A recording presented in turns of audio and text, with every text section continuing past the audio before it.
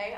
My co-host isn't here tonight because, as most of you know, she is an RA, and due to a scheduling issue, she had to be on duty tonight. Luckily, though, we were able to set up a live stream to the OCC so we can check in on her throughout the show. Let's take a look. Hi everyone, I miss you guys so much, but I'm sure the show's going great without me. Here I am, waiting for the duty phone to ring. Hasn't rang yet, so hey, keep you're our like an RA, right? This is the office for like the OCC. Yes. Okay, cool. I have some vomit on my floor. I'm in P Street, so if we could, it's the common area, not my floor, but if we could just like, okay, it's gotta get going. Are you okay? Is someone sick? I mean, it was my roommate, but like, he's fine. I went off the floor, you know. It kind of smells. Is your roommate okay? I mean, yeah, this was Friday, so he's fine, but. Wait, this happened on Friday? Yeah. Today's Monday. Today. Okay, but like, still, like, it's still there, like, kind of starting to smell. So, if you could you like clean that up for me, or? No, I can't clean that up for you, but I can call someone and see if we can get it cleaned for you. Or... RAs, Nazis, whatever. Oh, yikes. It looks like things aren't going so great over there, but we'll check in on her again soon. But hey, speaking of Nazis, Donald Trump is in Japan this week. Let's take a look at some of the remarks he made in the press conference the other day. We love it when you build cars.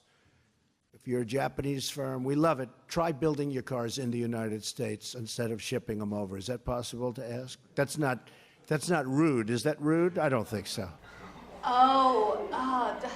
That was Trump's problem. Here, oh man, his head's in the right place, but he's just so rude about it. If he had just asked Japan nicely, they would have happily done us a solid and restored our entire manufacturing base.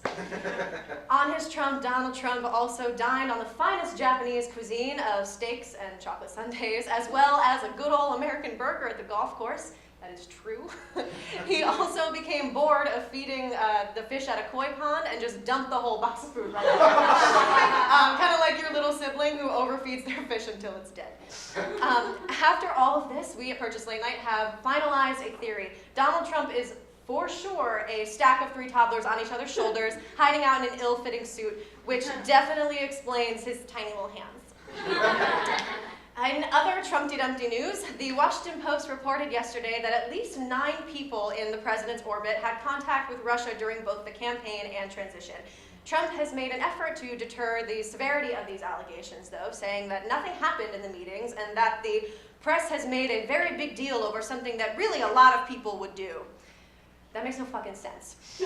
That's like going to a drugstore and buying a pregnancy test, but assuring the clerk that you're just buying it for fun.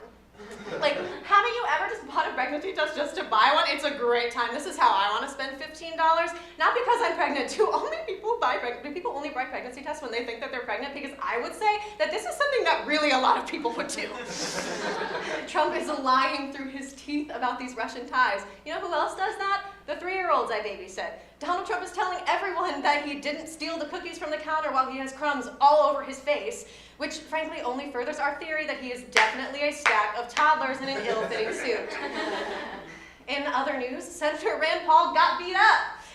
Really beat up. The senator's neighbor in Kentucky beat the shit out of Rand Paul while he was mowing his lawn on Friday in what can only be described as a favor to the American people. Rand Paul has sustained multiple injuries, including broken ribs, I'm sorry for laughing, broken ribs and bruised lungs. And while the Washington Post reported that the assailant had gotten some neck injuries, he looks pretty okay to me. Despite his injuries, known libertarian Rand Paul is just happy to see the free market take its course.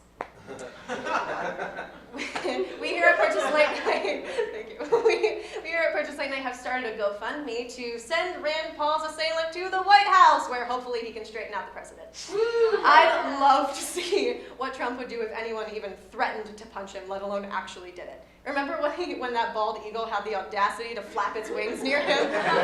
If avian fists were enough to strike fear into the heart of Donald Trump, imagine what human ones will do. Speaking of American heroes, a rogue Twitter employee shut down Donald Trump's account for 11 minutes last week. This brief moment of bliss took place just before 7 p.m. on Thursday. Trump, however, didn't even notice the shutdown when it happened because his favorite time to tweet is between 3 and 4 a.m. Yeah, I know. The middle of the day is when he likes to do absolutely fucking nothing. During the 11 minutes that his Twitter was shut down, the sun shined brighter, children laughed louder, and birds sang for the first time since his election. And now that his account is back up and running again, it's getting dark at 4 p.m., and I just can't help but think that the two are correlated. And finally, the New York City Marathon took place yesterday, with both men's and women's first place runners finishing in under 2.5 hours. This is an incredible exhibition of athleticism, but still not as surprisingly fast a finish as the guy I hooked up with after Fall Fest last weekend. That's the opposite of what I just said. We have a great show for you guys tonight. We have members of the cast of Citizen coming on to talk about their show. Melanie Candelora will be here to tell us how you can help out the water crisis in Flint, Michigan. And Sam Purdeck will be both our stand-up and musical guest. Thanks for coming out, guys.